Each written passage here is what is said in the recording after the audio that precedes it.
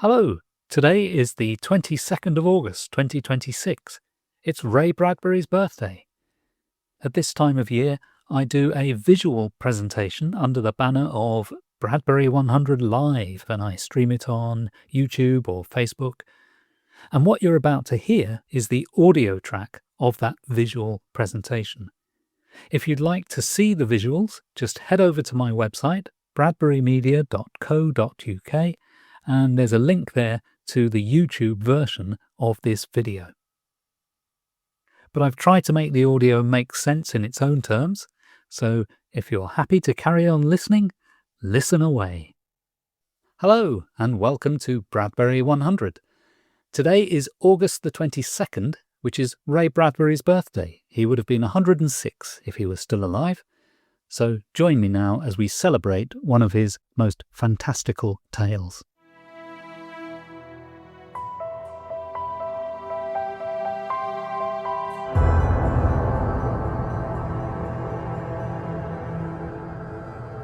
So just a couple of weeks ago, the internet was full of web pages about Ray Bradbury's amazing prophecy for August 2026. And this was because he published a story years and years ago, back in 1950, which was set on August the 4th, 2026. Silhouettes and warnings on reading Ray Bradbury's There Will Come Soft Rains on the exact day when it's set. And I thought this was a highly appropriate one. This is from a website called AI Stopwatch, Dispatches from a World Racing to Extinction. This one really captures the idea of the end of the world. And this is one of the earlier ones to appear. And this came out on the 1st of August. And this was an article by Tyra Dam for the Dallas Morning News. And I'm quoted in this one. It's quite pleasing that this one got there before some of the other articles that I saw. So you can see it's August the 1st, but it's referring to August the 4th, the date in the story. Dam is the name of the writer of the article, by the way. It's not a typo for damn and tarnation. Ray Bradbury predicted we'd all die tomorrow. He wasn't wrong about all of it. Oh my God, Ray Bradbury predicts the future. Well, no, he wasn't predicting the future. It was a chapter in the Martian Chronicles. All of these raise this immediate question of how much science fiction is predictive. And of course, most science fiction is not predictive. It just gives the appearance of being predictive in order to make some comment about our present world, usually. So in this particular case, we're talking about a story, There Will Come Soft Rains, which is set in August 2026, simply because it's part of the Martian Chronicles chronology. Now, I've got a couple of Martian Chronicles books here, and I'm going to show you my really old and tatty. There we go. This is my old, ancient British edition of the Martian Chronicles from the days when it was called The Silver Locusts. Yes, you may not know that, folks, but it wasn't always called the Martian Chronicles here in the UK. It used to be called The Silver Locusts, and that's because the British publisher back in 1950-51 thought the idea of a book called The Martian Chronicles sounded a bit corny, a bit too science fiction-y, and they were trying to push Bradbury away from that in terms of where they thought his reputation should lie. And so they asked for a more poetic title, and The Silver Locusts is the title they chose. Anyway, if we look inside this book, the penultimate story in the Martian Chronicles, just looking for it here. And I have to confess, I've written on this copy of the book. This one I used as my note-taking copy when I was doing my PhD. So I'm afraid some naughty writing in a book. I don't usually write in books, but I kept one aside specifically for doing this. So there we go. And I don't know if you can see the date. Let me put it under the other camera. So there we go, August 2026, There Will Come Soft Rains. And it begins, in the living room, the voice clock sang, tick-tock, 7 o'clock, time to get up, 7 o'clock, as if it were afraid that nobody would. The morning house lay empty, the clock ticked on, repeating its sounds into the emptiness. 7-9, breakfast time, 7-9. And at the very bottom of the page there, today is August 4, 2026. It's a very well-known story, which has been adapted many times, such as this version by Wally Wood from Weird Fantasy magazine, or comic, back in January 1953, when the story was just 3 years old. There Will Come Soft Rains is about the last days on Earth following a nuclear war. The Martian Chronicles is set almost entirely on the planet Mars, which is where Earth people have gone and colonized. Just before the end of the book, a war breaks out on Earth, and people are summoned back to Earth. One of the stories in the Martian Chronicles has people calling out, "Come home, come home." And most of the people leave Mars and go home to be with their loved ones for what could be the end of the world. And it turns out it is the end of the world. There Will Come Soft Rains is the chapter that shows the aftermath. Everyone is dead. But on Earth, automated houses continue. And it's a really very poignant story about this automated house which continues to do its job right till its last breath, when everyone has gone, the dog has died, the people have died.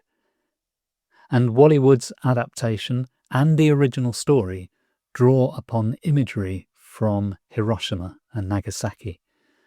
Ray would have been 24, 25 years old when the first atomic bombs were dropped at the end of the Second World War, and he would have read the articles that described the aftermath.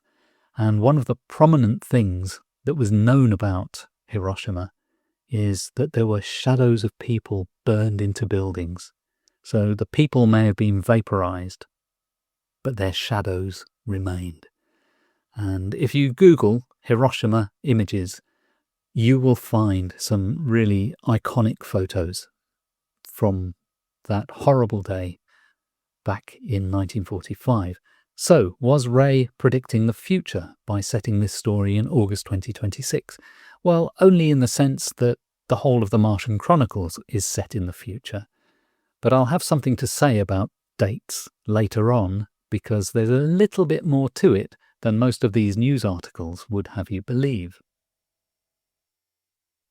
Now, the Martian Chronicles first appeared in 1950. It was Ray's first book from a mainstream publisher. He'd had one book out previously, which was Dark Carnival, which came from a small press.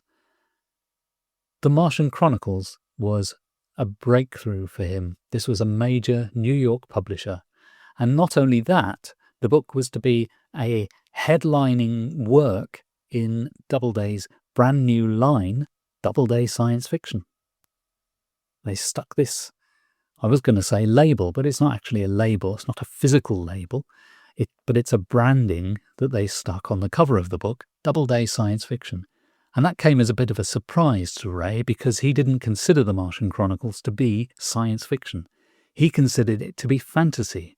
And the reason he considered it to be fantasy is because everything in it cannot happen in the real world. That's his view. His Martians walk around freely on the surface of the planet, not bothered by the fact that there's no oxygen. The Earth people who arrive walk around without spacesuits, without oxygen, and they seem to be perfectly fine. There are canals on Mars. All of this, in 1950, was known to be total fiction. This is not the real Mars as it was known in 1950. Ray knew that. So when Ray saw the label Doubleday Science Fiction, he took a sharp intake of breath, because he didn't consider that this was science fiction, and he feared that all his friends in the science fiction community would laugh at him for trying to pass his pure fantasy off as science fiction. So he wasn't happy with that label. Now, over the years, that's been misinterpreted. People have interpreted it as, oh, Ray Bradbury doesn't want to be thought of as a science fiction writer. He's ashamed of science fiction. Well, none of that is true. He, shortly after this, a few years after, published Fahrenheit 451, which he always claimed was science fiction. He was very happy for that book to be called science fiction. He was very happy to be something of a spokesman for the science fiction community. So there was no shame for him in being associated with science fiction. He thought it was a noble genre, and he was happy to speak for it. The only thing he objected to is calling something science fiction when it wasn't. And that was his problem with the Martian Chronicles being called AA science fiction. I think There Will Come Soft Rains survives today as one of Ray's most reprinted stories because of the poetic language, because of the end of the world imagery, and because of this futuristic world that it presents. It's set in an automated house. Ray was always very clever with his machines and gadgets in his science fiction stories and his fantasy stories. He would never really tell you how things work. He would show you a rocket, and he wouldn't explain how you take a couple of gases and you bring them together in a chamber and out comes whatever. He didn't understand any of that. He wasn't interested in any of that. What he wanted to give you was the feeling of traveling on a rocket or standing near a rocket. So you'll, in his books, in the Martian Chronicles, when he describes rockets, you'll get a sense of how shiny they are, of the kind of noises they make, the cooling sounds of the metal contracting and expanding as the rocket cools, standing there on the ground. So he wouldn't go into detail, but he would try and capture the feeling of things. And the same is true with There Will Come Soft Rains. He gives you this automated house, but he doesn't tell you about how these robotic things work, how they're charged, how they're powered. He will simply say that robot mice come out of the wall, clean the floor, and go back in. So he'll call them mice. He won't even say robots like mice. He will actually call them mice. Now, in your mind, you might picture little tiny robots that look like mice, or in your mind, you may picture actual mice. Doesn't really matter. He's putting an idea across, and he wants something to happen in your mind. And boy, does it happen. Now, because of this, because of the way Ray deals with technology, by not going into detail and simply by talking about it in a poetic way, the stories survive. Some of the other science fiction and fantasy stories of the same era don't work very well because they're very clunky, because people are using technologies that by 1955 would have been obsolete.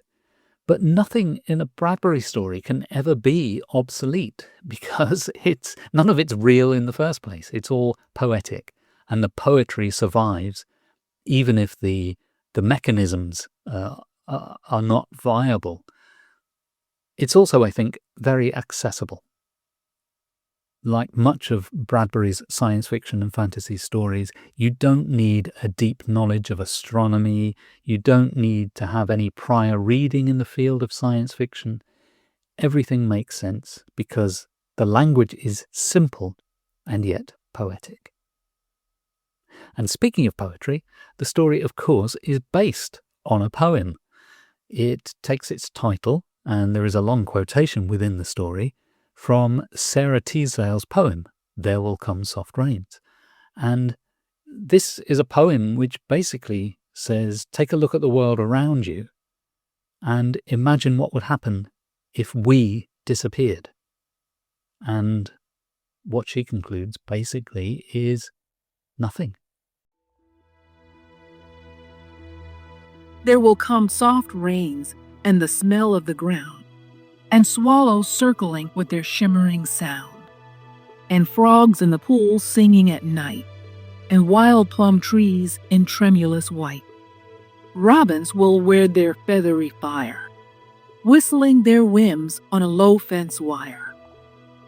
And not one will know of the war, not one will care at last when it is done. Not one would mind, neither bird nor tree, if mankind perished utterly. And spring herself, when she woke at dawn, would scarcely know that we were gone. One of the recurring themes in all these articles that have appeared in the last few weeks saying Ray Bradbury predicted the future, a recurring theme is Ray Bradbury invented the smart home. Before smart homes were a thing, he was so visionary that he invented the smart home. He's got this intelligent house. It's just like Siri. It's just like Alexa. You can tell it what you want and it goes and does it for you. Well, yeah, Ray did create that, but he didn't create it out of whole cloth. There's actually a couple of traditions that he's drawing on there. The thing is, we've tended to forget the things that inspired him, and all we've got is his story. So it looks as if he's originated these ideas from nothing. But that's not the case. So I want to show you some of the sources for There Will Come Soft Rains. None of this takes away from Ray's genius. None of it takes away from his supreme abilities as a poetic fiction writer. But I think knowing some of the background can give you a deeper appreciation of how remarkable Bradbury's story is compared to some of its precursors. So, where does it all begin? Well, it's generally believed that the first smart house comes in a short story called The Machine Stops by E.M. Forster.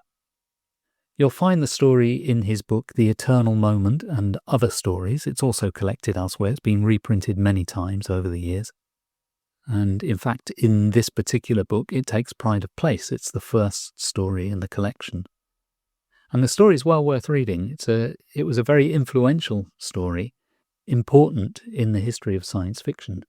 So here's a passage where we see the automated house, the smart house. There were buttons and switches everywhere, buttons to call for food, for music, for clothing. There was the hot bath button, by pressure of which a basin of imitation marble rose out of the floor, filled to the brim with a warm deodorized liquid. There was the cold bath button. There was the button that produced literature. And there were, of course, the buttons by which she communicated with her friends. The room, though it contained nothing, was in touch with all that she cared for in the world. Well, that last bit there, the bit about communication, makes it sound as if this house, this room, is what today we would call a smartphone. So E.M. Forster is not just anticipating the smart house, the automated house, the house that will do your bidding for you, but it's a centre of communication. So E.M. Forster appears to be the first to present something like a smart house.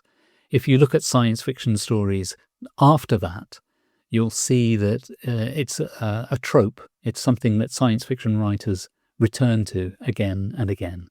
So when Ray gives us a smart house in There Will Come Soft Rains, he is building on that trope. So there's one strand of where There Will Come Soft Rains comes from. Now the other strand is this kind of modernism that ran through Western culture from the 1930s onwards. You will see in the 1930s at for example, the Chicago World's Fair, there was a whole section of the World's Fair devoted to future housing, future homes.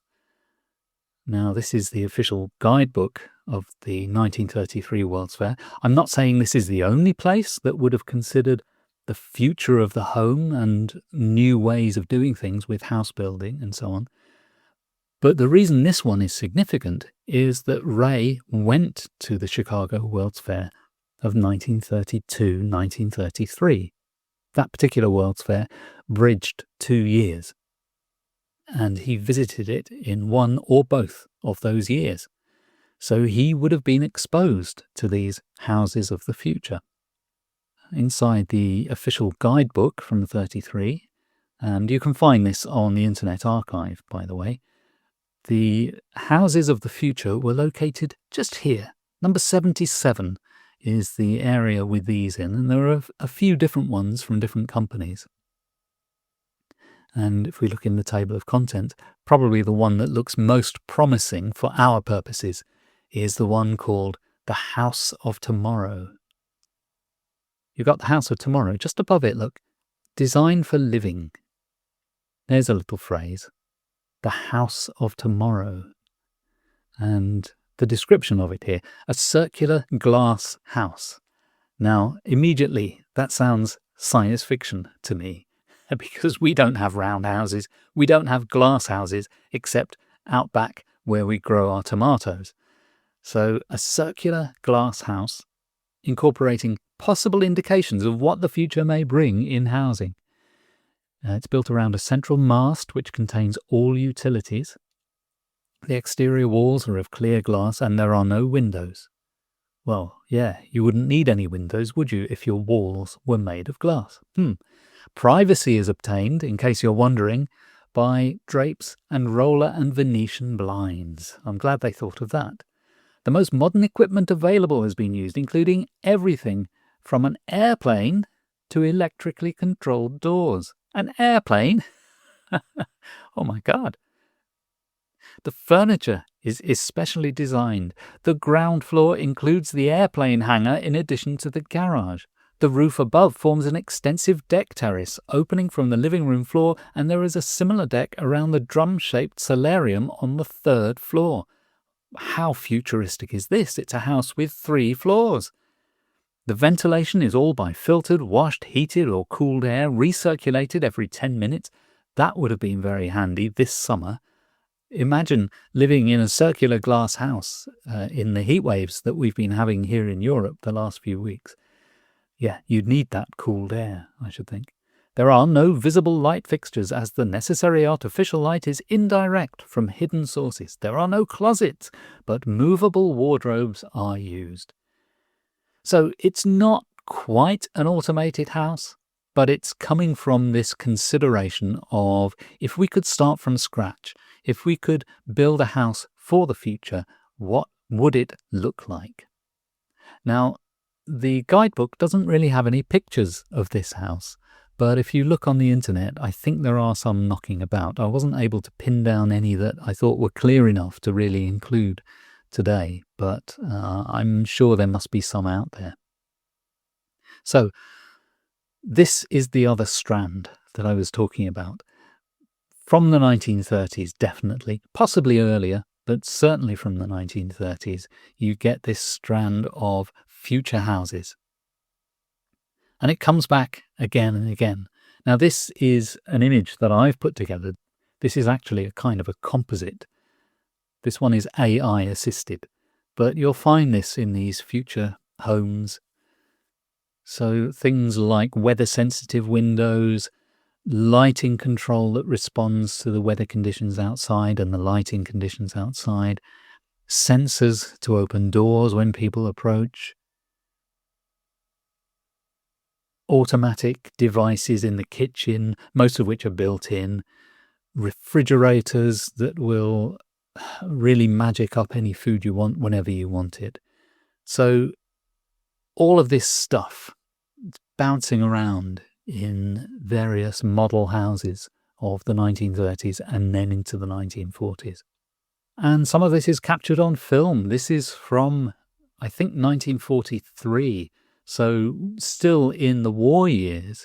But interestingly, this piece of government filmmaking, which you could say is propaganda, or you could just say is about keeping people informed. This is about new materials that have been developed for the war, but which will have positive benefits after the war when, well, we'll be able to build houses out of new miracle materials such as plywood and laminates and plastics. Laminated plastics, reinforced plywoods, roofing materials and curtain wall boards, which will... So this is the kind of thing that you might see in a cinema. You might see footage like this as part of an evening's entertainment in a movie theatre. And Ray would certainly have seen this kind of stuff. He was an avid moviegoer.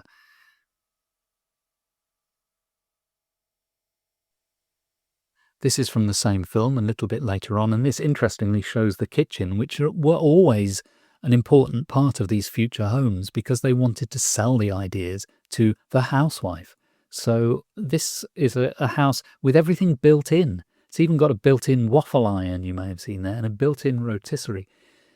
Heaven only knows what you do when any of this goes wrong. You'd presumably have to rip out half of the kitchen to be able to replace your waffle iron. How you clean your waffle iron when it's built into the counter, who knows? But these are some of the wacky ideas that technologists and architects were coming up with in the 1940s. So none of this was obscure. And here's a piece from Life magazine, which had quite huge circulation. Kitchens of tomorrow may look like this. So again, this is 1943. That's the same kitchen as we just saw in that piece of film. It's got the heating pre-packaged foods device that's built into the kitchen. It's got the built-in toaster. How do you shake the crumbs out of a built-in toaster? The built-in mixing bowl. And the waffle iron, there it is again. How on earth do you clean that? I do not know. Answers on a postcard, please.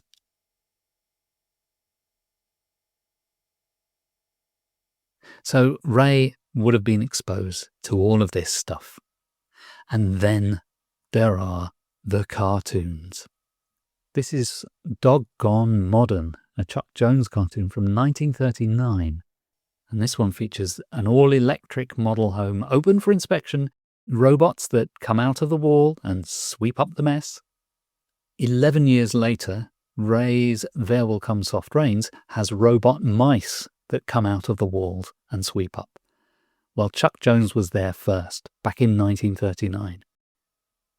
Electric dishwashers, player pianos. Obviously, there was no concept of MIDI back in the day. If you wanted an automated piano, you'd have to have robotic hands play a real piano for you. Chuck Jones did another one of these in 1947, and that one's called House Hunting Mice. Welcome to the Super House, the house of tomorrow. Please feel free to try any of the modern appliances. It's mechanical, see? Mechanical. And rapidly associated with these Warner Brothers cartoons for these automated houses is this piece of music by Raymond Scott, which is called Powerhouse. Listen to this. You'll have heard this many times before.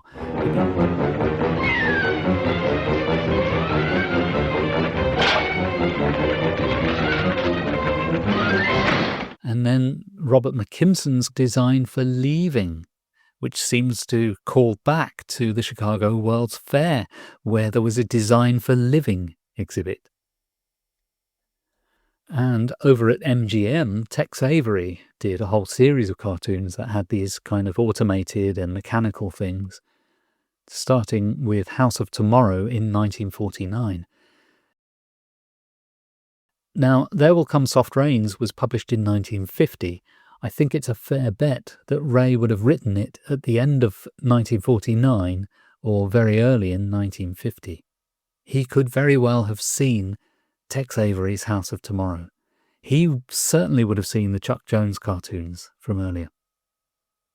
So, we've got science fiction dealing with automation as early as 1909, possibly earlier, but there we have the closest thing we have to a smart house in that early phase. We've got modernist approaches to house design from the 1930s onwards in exhibitions and in information films, propaganda films. You've got this whole string of cartoons inspired by all of this. So the automated house was very much in the air when Ray wrote There Will Come Soft Rains.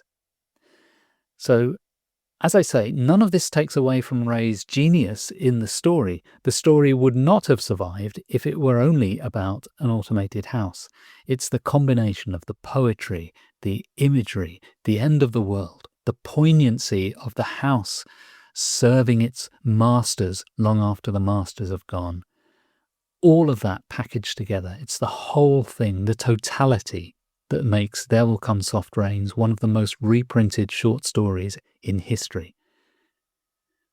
But people keep saying, Ray Bradbury predicted the future, he predicted the smart house. No, no, no. He was warning us about the future rather than predicting. And he didn't invent the smart house. He was simply reusing a well-established trope. The thing is, most of the other stuff that led up to his writing of the story it's not disappeared, but it's slipped out of our field of view, if you like. So all we've got left is Ray's story, which keeps getting reprinted. And I'm glad it does, because it's a great story and it's a great warning for us all. Look after the planet, because we may just kill ourselves. The planet may find a way of continuing without us. It doesn't care. So it's a great story. Now, I said I would come back to the question of dates. Ray Bradbury predicted the future. He said this would happen on August the 4th, 2026. Oh, did he? Interesting, that. Because the first appearance of There Will Come Soft Rains actually was not quite in the Martian Chronicles. More or less simultaneously, it appeared in Collier's magazine. But it was a slightly different version of the story. Collier's was a kind of a family magazine back in the 1950s. And here on May the 6th, 1950, we have the story listed as There Will Come Soft Rains, the short story. Now, the story is a short story, but they made it even shorter, or at least Ray made it shorter by submitting a shorter version of the story. It all fits on a single page of Collier's. But when is this story set? Well, let's have a look. This is how it begins, in Collier's. The house was a good house and had been planned and built by the people who were to live in it in the year 1980. Oh, interesting. I thought we were in 2026. The house was like many another house in that year. It fed and slept and entertained its inhabitants and made a good life for them. The man and wife and their 2 children lived at ease there and lived happily, even while the world trembled. All of the fine things of living, the warm things, music and poetry, books that talked, beds that warmed and made themselves, fires that built themselves in the fireplaces of evenings, were in this house, and living there was a contentment. And then one day the world shook and there was an explosion followed by 10,000 explosions and red fire in the sky and a rain of ashes and radioactivity, and the happy time was over. And we move on a little bit and we hear the voice, the phonograph voice, saying, "Today is April 28th, 1985. Oh. So if Ray Bradbury was predicting the future, for this version of the story, he was predicting April 1985, which is 41 years ago now. We didn't make a big fuss about it then, did we? Because this version of the story is not the one that is known. This is the first appearance. This would have had a modest audience. Millions of people maybe read Collier's magazine, but only in North America. I'm sure many more people have read the story in its many repeat appearances since then. And it's not this version of the story that gets reprinted. The version that gets reprinted is the Martian Chronicles version, because that's become the standard text. And we know, of course, that in the Martian Chronicles or the Silver Locusts, he was predicting 2026, because that's where the story sits in the chronology within the book. The book begins, let me have a look, I think it's 1999. Yeah, the first story in the Martian Chronicles is January 1999, and the final story is October 2026.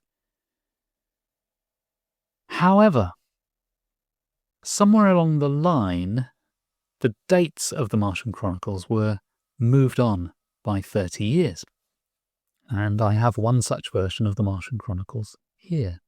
So this is from William Morrow. So for a while, this is the standard hardcover in the US. I don't know whether it still is, to be honest. I haven't looked recently. Let me tell you when this version was printed. On the copyright page, it does say this edition of the Martian Chronicles has been updated and revised. So it's nice of them to at least mention that. This edition was first published in 1997, and this particular physical copy here was printed in 2006. Let's have a look at the dates, shall we? The Martian Chronicles. Remember, the first version of the book, the original version, began in 1999. This is the revised text, and it begins in January 2030. Oh, so the revised version begins later than that one ended. And let's take a look at There Will Come Soft Rains. Here we go. August 2057. Today is August 4th, 2057. Oh, so we've been celebrating Ray Bradbury predicting the future, but we've got to do it again in 30 years' time because the Martian Chronicles was updated and all the years were shoved on by 30 years. Now people say, how did that happen? Why have people tampered with the text? Well, apparently it was Ray's doing, or at least Ray approved it back in 1997. And the reason for that is, think about being a publisher. In 1997, your very good book, The Martian Chronicles, which sells very well, is just 2 years away from being out of date. So somebody thought, let's push the years on a little bit, and then that gives us another 30 years, another generation of book buyers can enjoy this without thinking, oh, this is a bit dated. Now, of course, if The Martian Chronicles is fantasy, and Ray Bradbury maintained that this book is fantasy, then it doesn't matter what the years are in the book, because it's fantasy. It's a work of pure imagination. It's only a problem if the book is predictive, and it's not. It was never intended to be predictive. If anything, it's intended as a warning. Ray used to say, I do not predict the future, I prevent the future. So smart houses continue to be a thing, but very few people actually live in a smart house. The closest most of us come is a little bit of automation from Alexa, or maybe a remote-controlled switch so that they can turn on the Christmas lights and turn them off before they go to bed. So I don't know if smart homes ever really are going to be a thing. If Ray Bradbury was predicting the future, what was he predicting? He was predicting something that we still have not fully embraced and possibly never will. It's always great to celebrate the Martian Chronicles. We could have done that all along, of course. We could have picked out other dates from the Martian Chronicles. And which date would we have chosen? Did we celebrate Rocket Summer in January 1994? I don't know. Will we celebrate in October, which is the day that the Earth people, in the original editions of the Martian Chronicles, the day that the Earth people declare themselves to be the Martians now? I don't know if we'll do that. So it's good to have had a very specific date of August the 4th pinned down in the Martian Chronicles so that we could hang our celebrations on that. But today being August the 22nd, we celebrate Ray Bradbury and his great stories. Thanks for watching. Thanks for listening if you're listening to the audio version of this. I don't know what you'll make of this without the pictures, but hey-ho, it's your choice. And I'll see you next time on Bradbury 100.